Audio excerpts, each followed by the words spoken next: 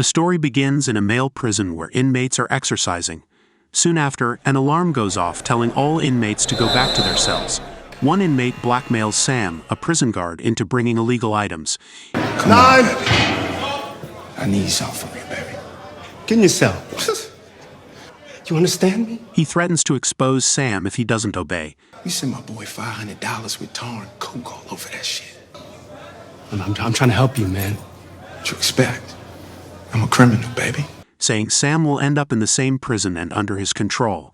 Feeling scared, Sam fights the inmate but gets badly hurt with a cut on his face.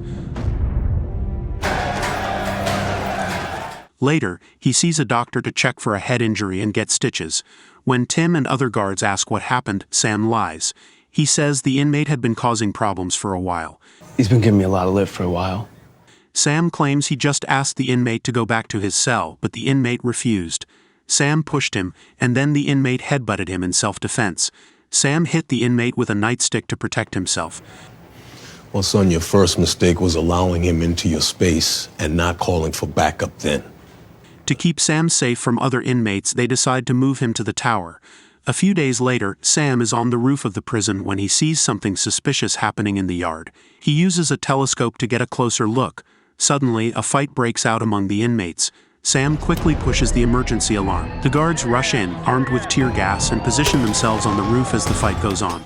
Tear gas is used, hitting several inmates. When the fight doesn't stop, the guards fire warning shots. This makes the inmates lie down on the ground. Then, accidentally, two inmates attack another inmate. The guards, fully geared up, enter the yard and start tying up the inmates one by one. Meanwhile, Sam realizes his mistake while still on the roof. Warden Mills, along with guards Ed Simmons and Tim, discusses what happened.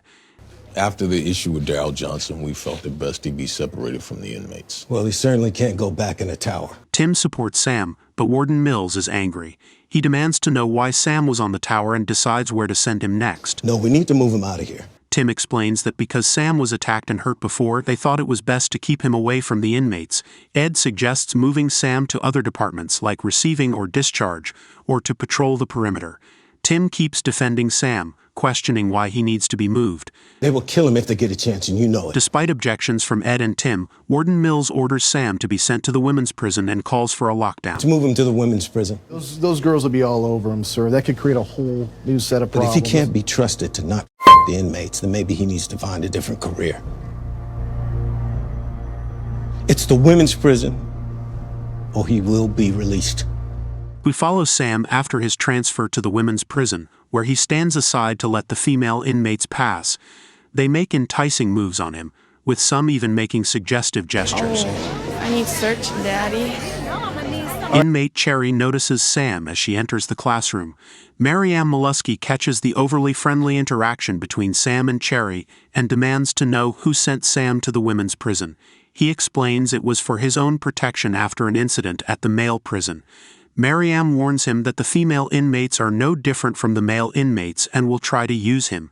During her lesson on human evolution, Cherry uses a mirror to watch Sam, who stands at the back of the classroom. In the break room, the guards discuss the differences between the men's maximum security prison and the women's prison. Sam jokes that today felt like a vacation compared to the men's prison, which he likens to a jungle. Other guards warn him to wait and see what happens after the women are put to bed.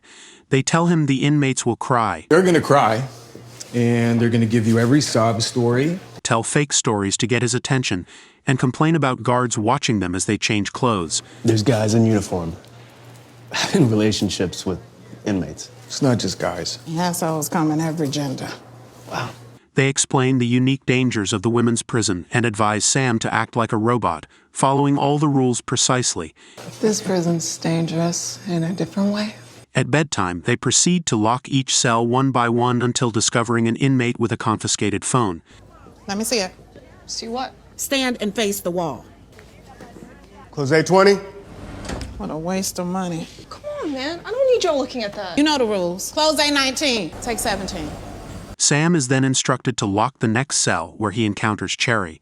She pretends to be reading a magazine. Checking in with her, he asks if she's all right. You good? Him now.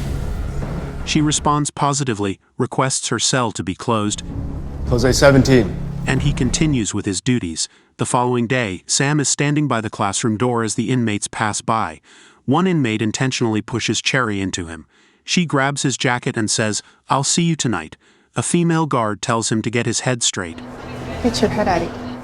Otherwise, these ladies will take advantage of his desperation. That same night, as Sam instructs inmates to turn off their bunk lights, Lights out. he approaches Cherry's cell and discovers her exposed. Sam is deeply affected by his emotions as he continues to gaze at her.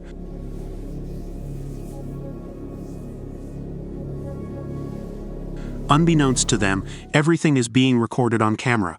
The next day, Sam is in the control room. Cherry starts acting strangely. Yeah, she doesn't look too good. Radio me if she needs to go to the infirmary, and I'll buzz you through. When he comes closer, she pretends to have a pain in her side so she can go to the infirmary. What is it? My side, I don't know. Your stomach? My side, I don't know. Ow! Ask her if she can walk or if she needs a stretcher.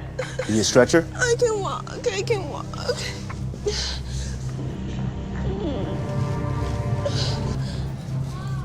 But on the way, she pulls Sam under the stairwell where there are no cameras.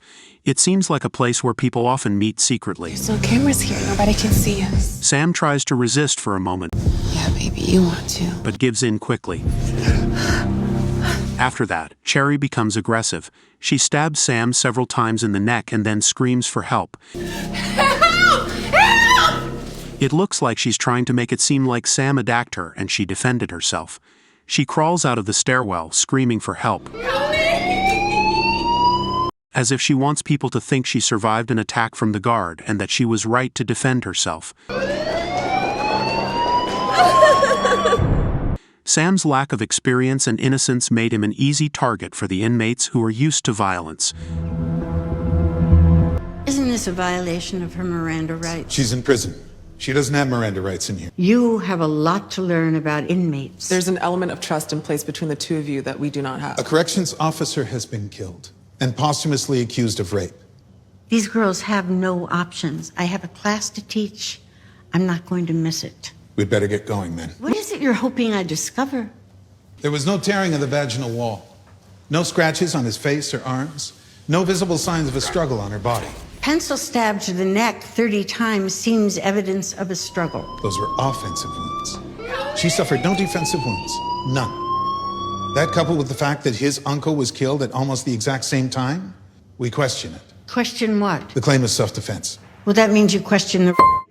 Yes. But inmates are immune to our lies and they're immune to our threats. Just ask her what happened. Question the things that don't add up and show her the compassion you're known for. Compassion. It's the one tactic we haven't tried. We don't have it. That's why you're here. Did he commit a crime? Miss McCluskey, look at that. I feel better already. Thank you for watching. Please subscribe and leave a comment below. See you in the next video.